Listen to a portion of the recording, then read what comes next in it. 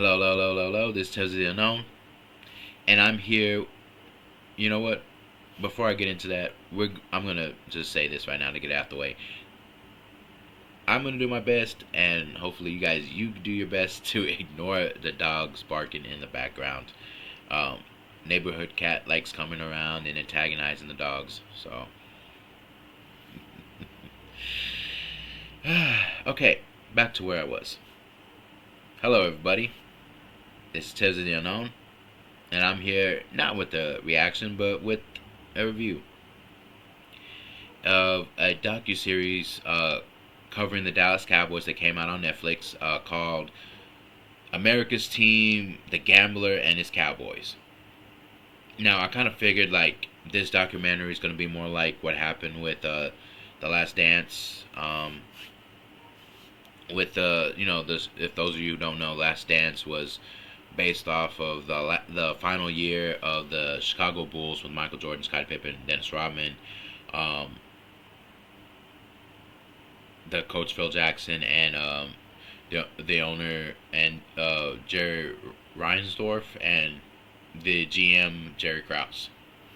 How the tension within their own organization led up to the end of the Bulls dynasty in a way, in a big way. So, um, I kind of felt like in the Last Dance, it did. There were some things that made Jordan look bad, but obviously, I felt like it just also put Jordan more in a positive light, and some of the Bulls too. But I felt like there could have been more Bulls that were a little bit more featured and talked about more in depth. But I still thought that was a pretty great series. Definitely worth checking out. I have watched it over and over again, and this one I will say I will be watching it over and over again, not just because I'm a Dallas Cowboy fan, but because I thought that this one was a really great documentary. I felt like there was just some of these things, to me at least, that we got to go through. It was the good, the bad, and the ugly, and dealing with the Saturday Night Massacre with Jerry Jones, and how he acquired the Cowboys, and that night where nobody could have prepared themselves for the magnitude, because Tom Landry was like a, a football god, okay, in Texas, especially in Dallas, and Jerry was an outsider who just fired him because you know he wanted to do things his way, and so he wanted to bring in Jimmy Johnson, and then he wanted to have this meeting with Jimmy, and it was like, I don't think we should do that because I've been on TV everywhere. Somebody recognized me, and Jerry's like, it's fine, we'll go out of the way. We'll go to this little Mexican spot that's out the way. And so they do, and not that very long into it, did somebody come and snap their picture of them talking. And then to add to it, it turns out that that spot was actually Tom Landry's favorite spot that Jerry didn't know about. And so basically a lot of the people out there took it like, oh, well, we're just dancing on his grave now, his football grave. It's ridiculous. So for me, and then after that, it was more it just felt like Jerry couldn't really read the room as much. He was so giddy about the Cowboys, so like you say, it was like Christmas morning for him. But for the rest of the like Dallas and any Cowboy fan around the world, around the country at that time, it was like a funeral. And then him pointing at Tex Ram saying, "I want his job." Tex Ram, for those of you who don't know, was the general manager at that point, and he's like, "I want his job." And to see Tex Ram just kind of just like look so bad, and him starting to kind of like break down a bit when he was talking, and it was just like, that was sad. That was really sad for me. And then they go, and I did not know this, but actually Michael Irvin was not a Jimmy Johnson pick. It was the final pick of Tom Landry, and so for that, it was like cool to hear about, how close Michael was to the Cowboys, him and his family.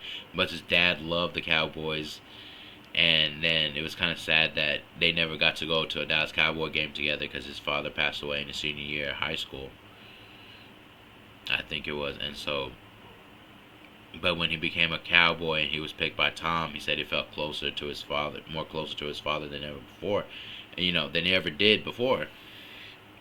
And then when he got into the league, he was like, okay, well, I'm expecting this big rah-rah speech because Jimmy Johnson, who eventually does become the head coach of Dallas Cowboys, would give these like big speeches in college to pump him up, and he was like, okay, here we go, and here's a big speech. He couldn't wait for it, and Tom was more like, let's just try to keep this one close, guys.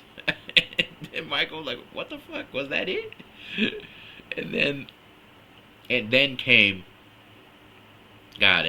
came where they were losing, and Michael was just trying to hype up the team, say just talking shit to the other side and trying to pump up his teammates however he could, just like moving around, dancing around, and like just trying to pump them up and cussing and just all kinds of things.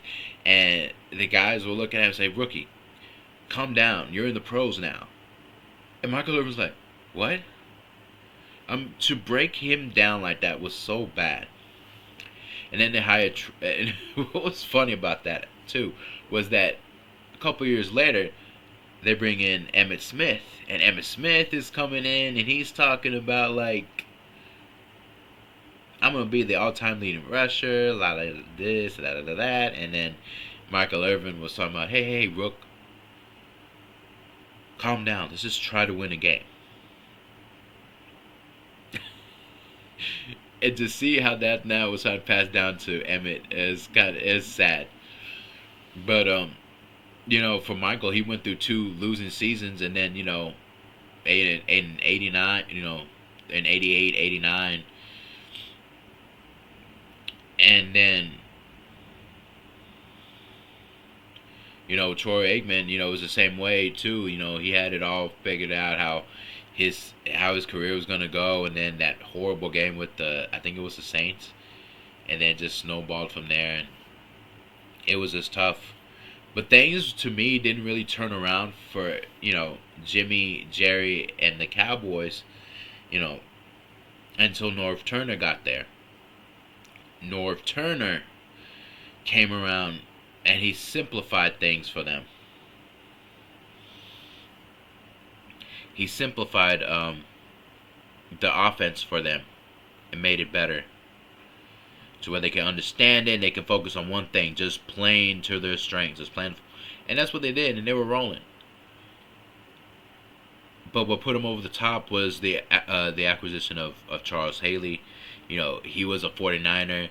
Things didn't go well because he was flying off the handle. No one knew that this man was dealing with bipolar issues, which was sad.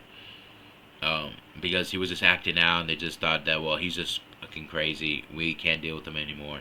Cowboys took him in, and the thing that Charles Haley said, that there's nothing I can really, it was like nothing he can really, compare himself to Jerry in any way. And it came down to Jerry saying, "I got your back," and that's one thing you can't say about Jerry. If you're his guy, and if you have his back, he'll have your back, and just like. That's the one thing you can't say about Jerry. Jerry does try to look out for his players in a lot of ways.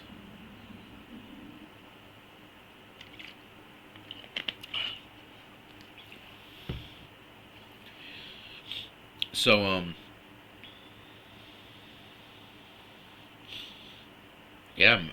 then they talked about getting to the NFC Championship game and going to war with San Francisco, and it was like a tale of two cities. The Cowboys were the team of the 70s, and then the 49ers were the team of the 80s. It really started for them after the catch. I didn't know that they really felt that way, but they did. And I knew that it was 49er rivalry and the Cowboys rivalry was kind of like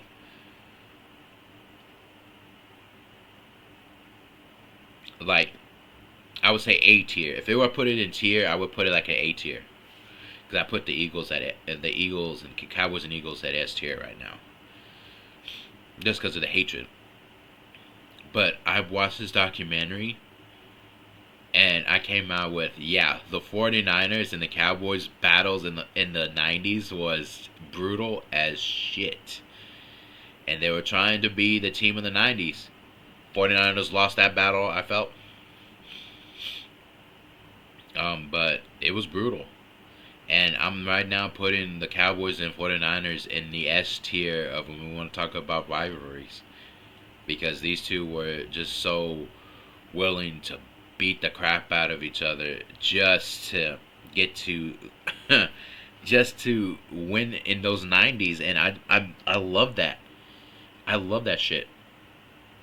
So for me, that was great when they were discussing that, and then they won the Super Bowls. They went back to back, and then even during that time, but they after they talked about that, they were talking about now the things were starting to show with between Jerry and Jimmy, where Jimmy was like, I handle the football side, Jerry handles the executive side, and that's what they agreed to. But Jerry kind of wants his fingerprints on everything, and it was kind of getting into way Jimmy's stuff, and both of them, their egos wouldn't let the other one get credit for any shit, and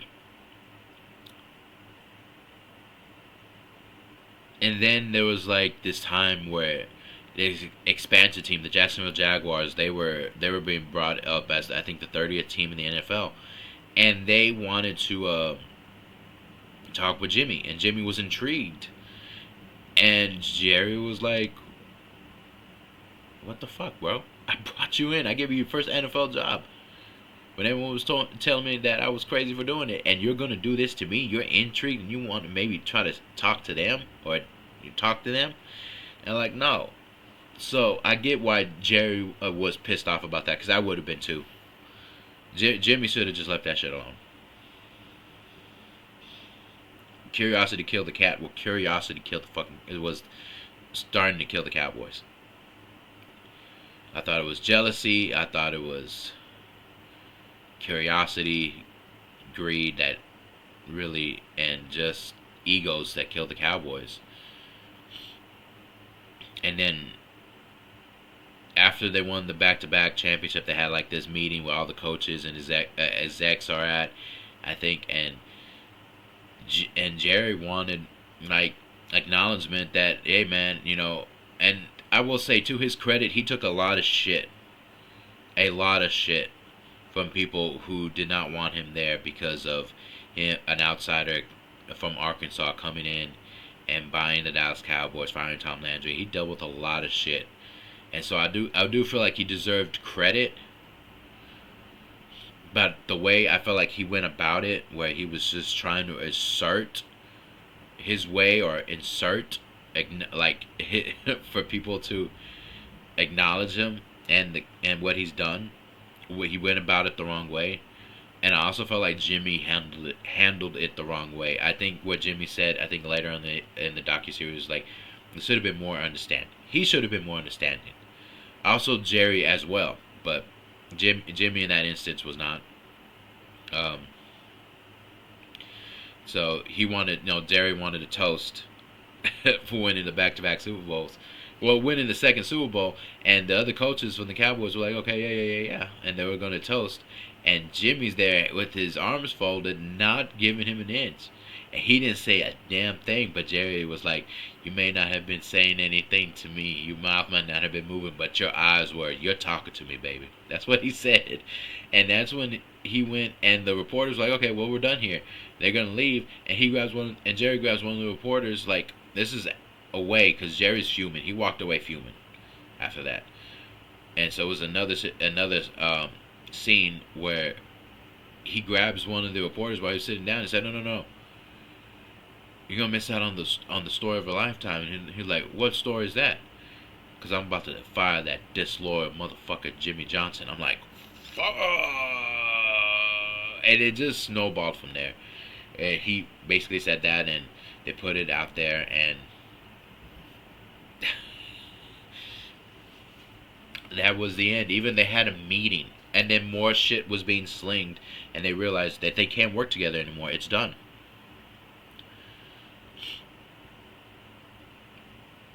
And I really felt like, and I think they feel like this too. The triplets, Troy Aikman, Michael Irvin, Emmitt Smith. They felt like they let the Jerry and Jimmy let the Eagles get in the way, and that prevented them from three-peating, which was tough to do. But they had it in the bag, and they had it. But the Eagles got in the way. Uh, Jerry and Jimmy part ways, and 24 hours later, Barry Switcher's named the head coach. Which I didn't even know that. I thought Barry Switzer was like, okay, it took a few weeks or something. No, it was the day after, 24 hours after. Barry's the new coach, and I will say this about Barry. I didn't know so much about Barry. I just thought like, okay, he won a Super Bowl, but I kind of felt like people didn't talk about him like the way they talked about Jimmy. And as the years went on, I heard about Barry and just felt like he was more like a daisical and didn't really give a shit what was going on. And that's what I had my thoughts going into this whole thing. And then I watched his story and what he was telling, and that shit was heartbreaking with his mom, bro. I was damn near at tears. But coming away from this docuseries, I felt Barry. There's things Barry should have done better at really corralling and disciplining the guys, and there is right when you're a man, you're expected to just handle your shit.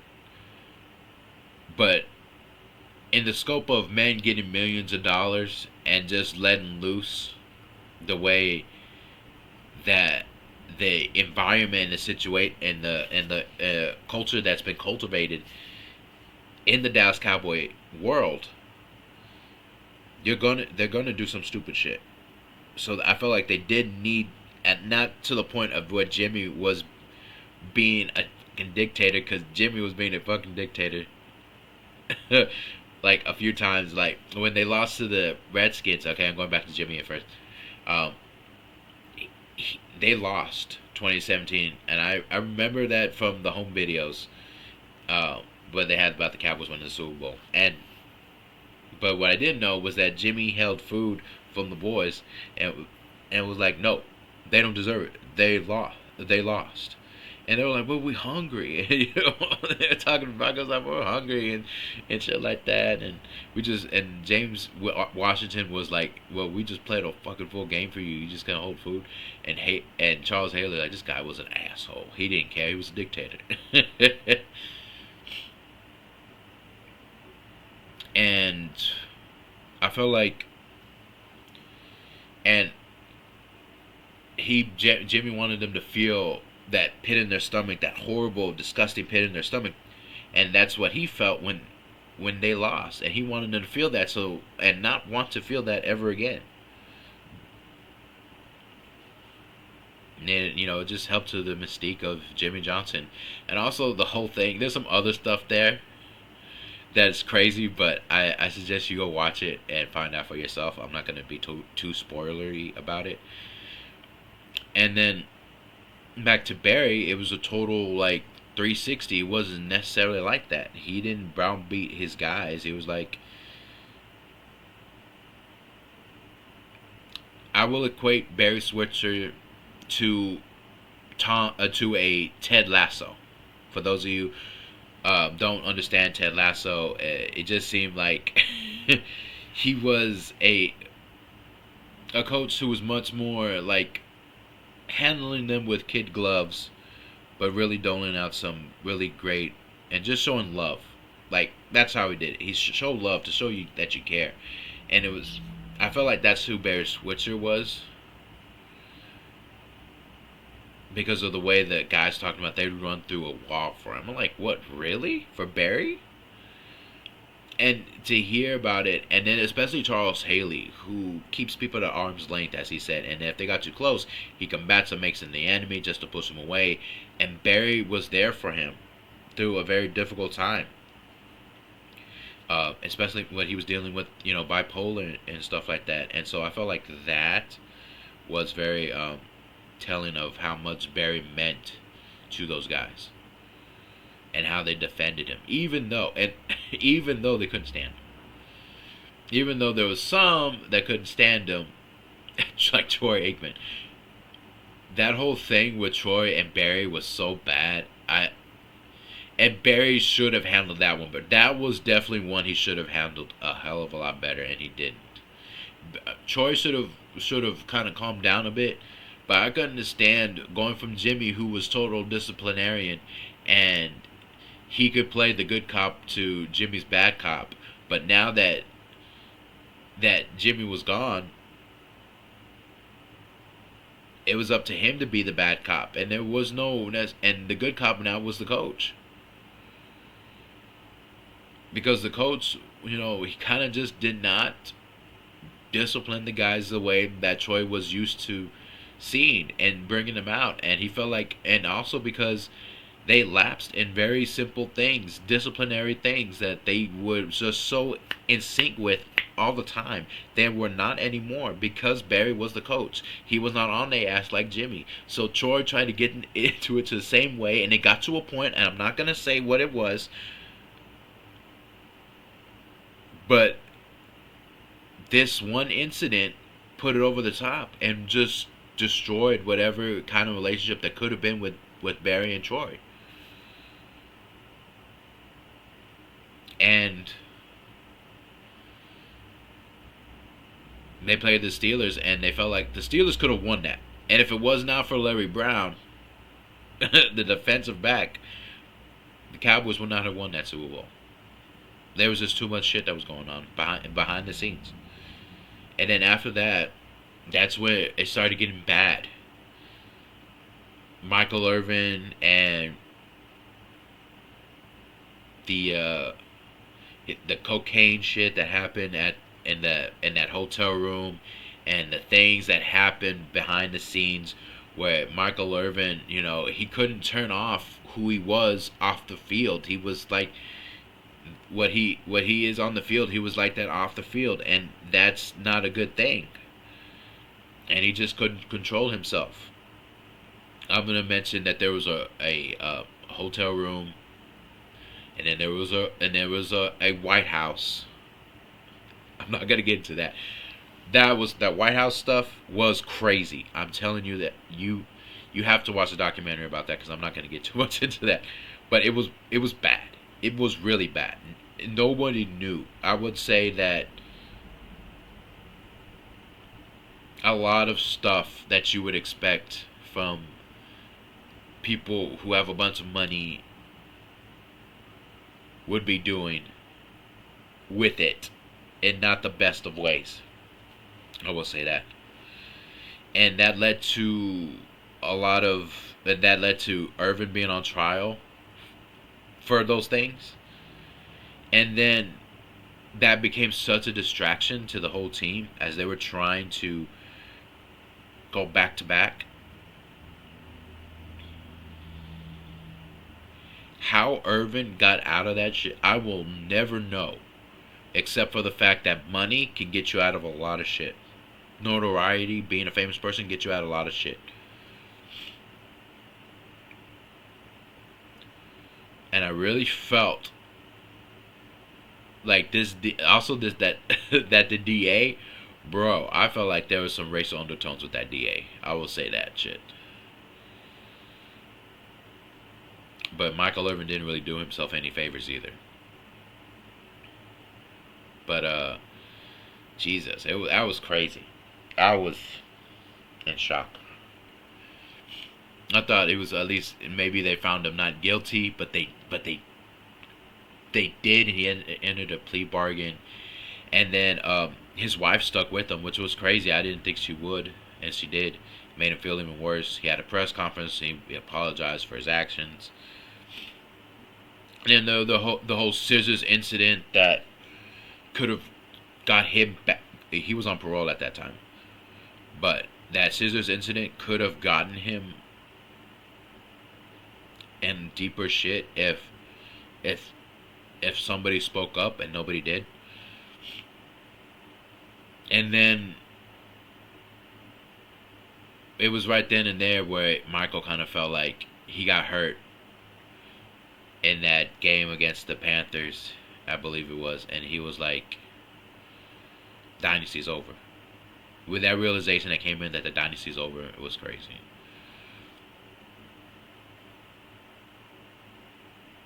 That was tough. And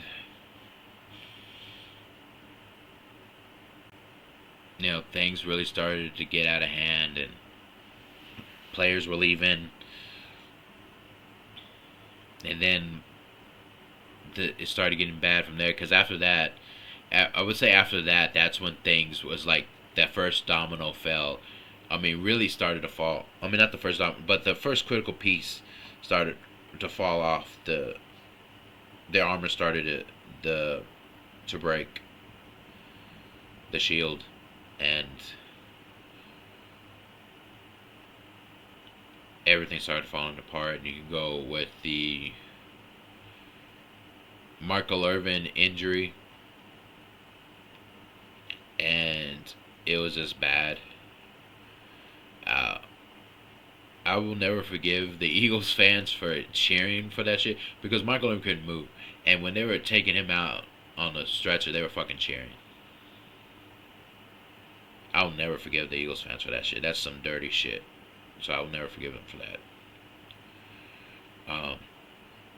Because at least show some fucking class, but they didn't. So fuck them.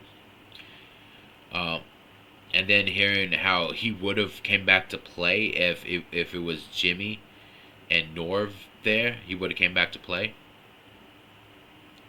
No matter if it did cause him paralysis, but knowing that they weren't there, he was like, there's no reason to come back because it's over. It's done. And so basically he announced his retirement and he was gone. And then Troy was left with having to deal with Barry, and then Barry leaving, and then having Chan Gailey, and that was not working. And he just kept racking up the concussions like crazy, especially towards the last year. I think last year and a half of his career, and he just couldn't do it anymore. Especially because there was no hope. There was nothing that gave him hope, and he felt like Jerry kind of wasted his years experimenting, doing this stuff instead of doing what he was supposed to do and do what was best, for the team. At least that's how I felt like Troy kind of felt. And then Troy was gone. Dion left because the whole Joey Galloway situation, which they didn't bring up, but because they made the whole Joey Galloway situation, because they're trying to make up for Michael Irvin, Dion's gone. He joins the Washington Redskins, now Commanders. And then Emmitt Smith was the only one that was left. Del Johnson was gone. Jay Novacek was gone. It was pretty much everybody from that time was gone. And him being known as, he said, it was tough being known as the last Mohican.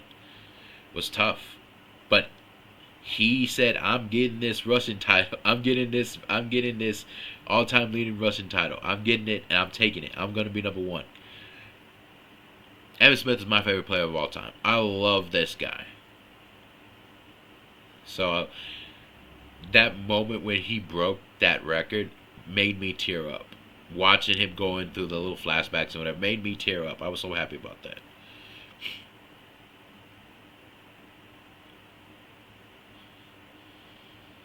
And what was also sad was that he thought he would do it with his triplet brothers, and that wasn't the case. That wasn't the way it had played out.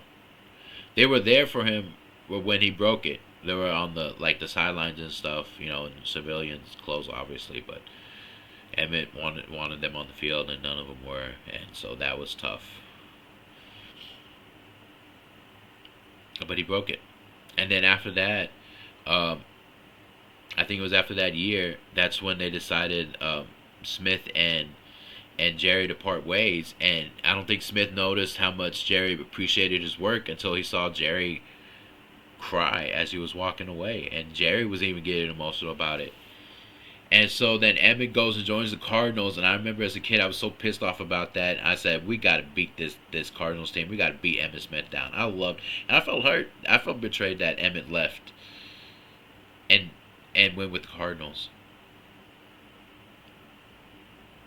And then in the show where he got knocked out of the game in that game against the Cowboys by Roy Williams, number 31, who couldn't cover for shit, but he was pretty damn great in the run game. But man, he was talking about sitting in that locker room all sad and shit, and just in the visiting locker room and seeing the red E Smith 22 jersey, and him just crying because he knew that this wasn't what it was supposed to be, how it was supposed to be. He knew he fucked up going to the Cardinals. He should have been on the other side. And so after that, after his time in the Cardinals was done, he signs a one-day contract with the Dallas Cowboys and retires as a Cowboy, as he should have done before. And I felt like he messed that up for himself. And then after that, it just really truly after that, that was it, and that was done. And Cowboys are where they are right now.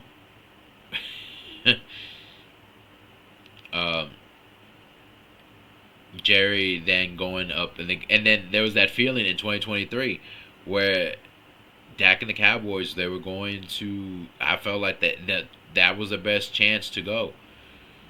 The Packers. They played the Packers, and the Packers beat the shit out of them. And I still say to this day, Dan Quinn sabotaged the shit out of the Cowboys. Obviously, you had Dak and CD not on the same wavelength. That was fine. But that defense could have kept them in the game. But for them to already be in man coverage throughout the whole season, and all of a sudden drop into that zone shit, which the Cowboy defense was not very well versed, because they didn't play that so much all season. Like, maybe some aspects of it, maybe if they had to do it in a pinch, but not like consistently over and over and over again to the point where they were comfortable with playing in that state throughout the whole game. And that's what fucking Dan Quinn did, playing man coverage, and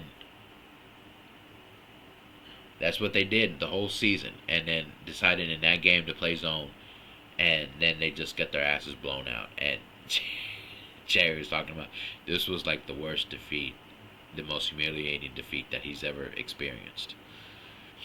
Because we were on that, I felt like we were on that cusp, and just always seems to be something.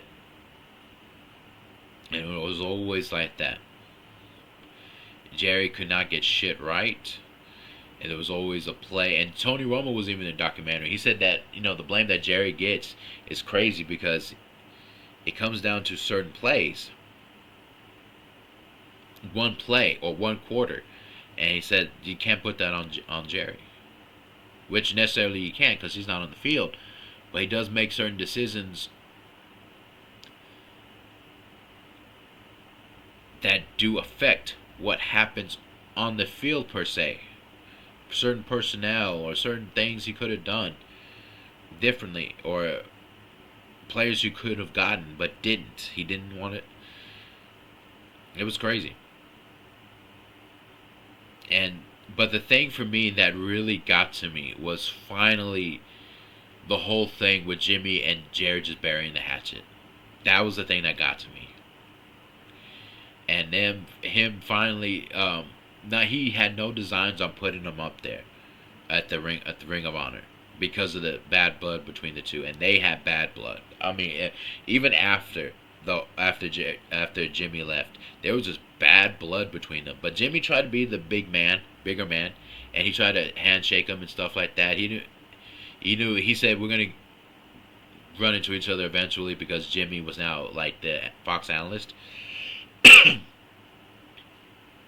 And he shook his hand, and Jerry didn't want to do it, but he did it anyways, and so they shook hands and went on the and went their separate ways. But there was always shots that were taken on with one another throughout the day, throughout the years, and neither one really wanted to give the other credit about certain things like the Herschel trade and whatnot. And I think after 30 years, it was crazy how long they had a friendship since the 1960s, and then for it to be so damaged and demolished uh, because of credit and where credit should have lied in the egos,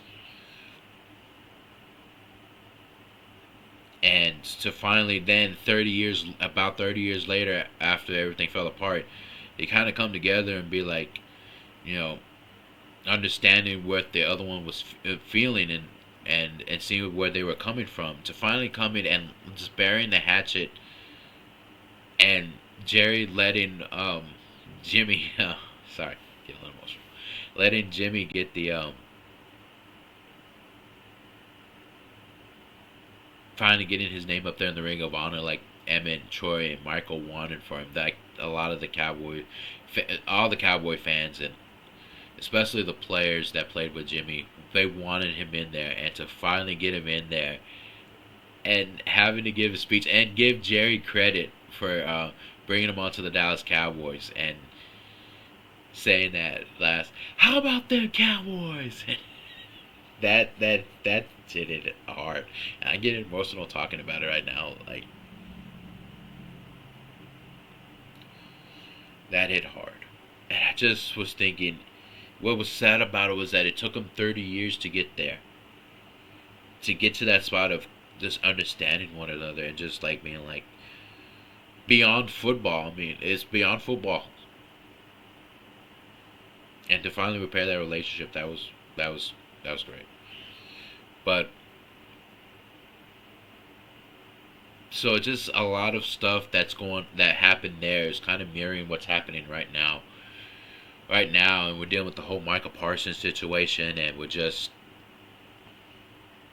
just like Jerry learns a lesson, and then just sometimes when it comes to certain situations, just forgets about it. And I think that's where we're at with this whole Micah situation. I think things could be better if, God, if Micah had just, if not Micah, but if Jerry, it just seems like it's very he said, uh, she said, especially where, if you heard the Stephen A. Smith interview with Jerry. Jerry's over there just, talking about a whole bunch of crap about Micah's situation, and I want to get into that right now because I'm just doing the review.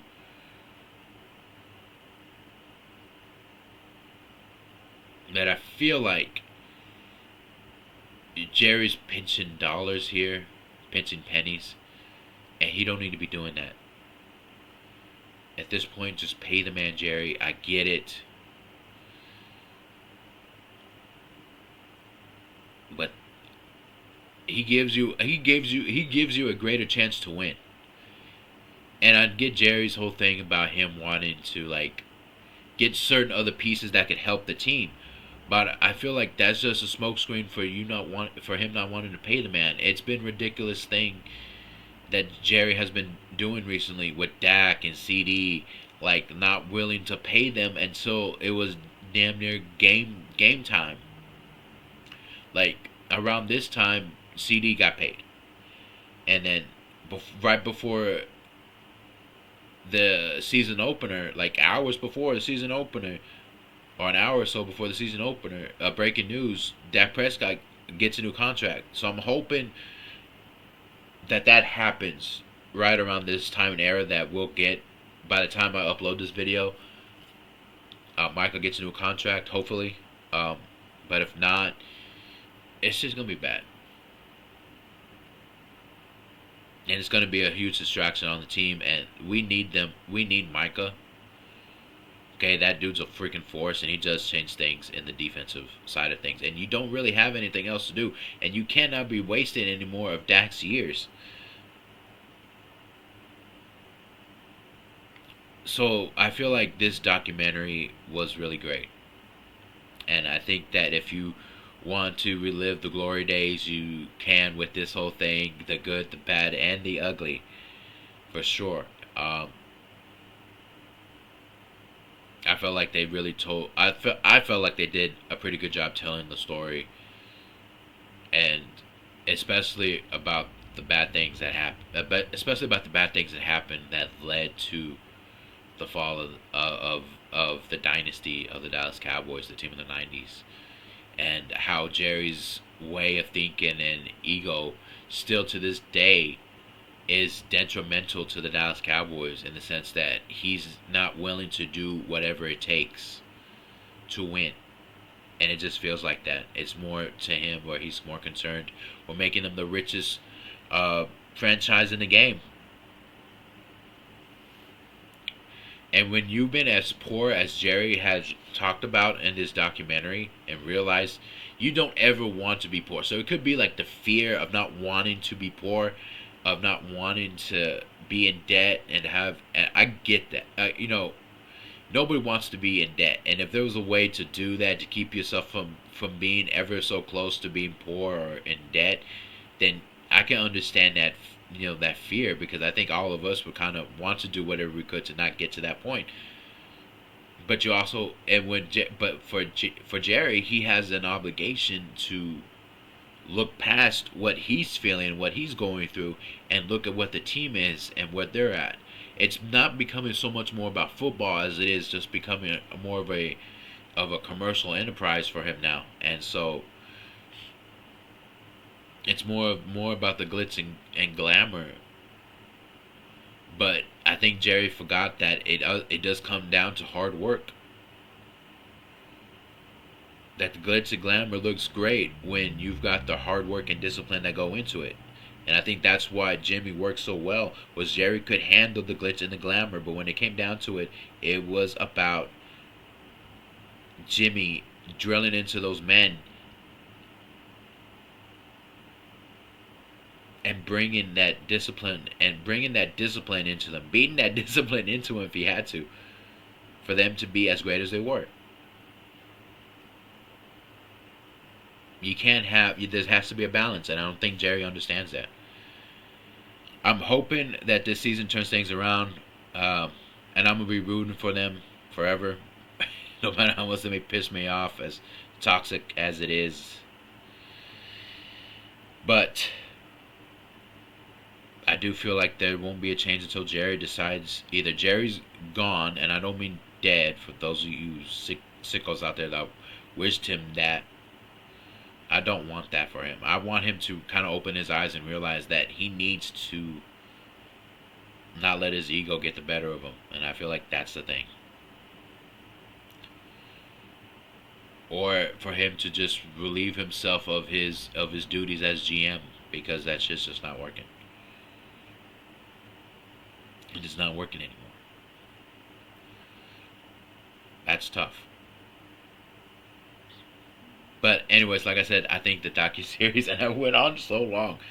So if anybody's watching this video, thank you so much for just bearing with me through all of it. There's some things I didn't want to necessarily touch on so much, because I swear, I think for those of you who are not Cowboy fans and not football fans, it's a great docuseries. For those of you who are kind of like, you want to know why the Cowboys fandom is the way it is, go watch the docuseries.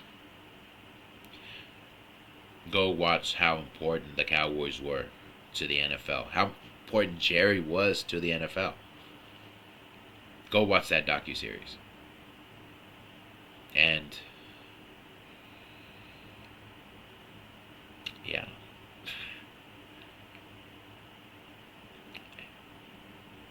Thank you guys for watching.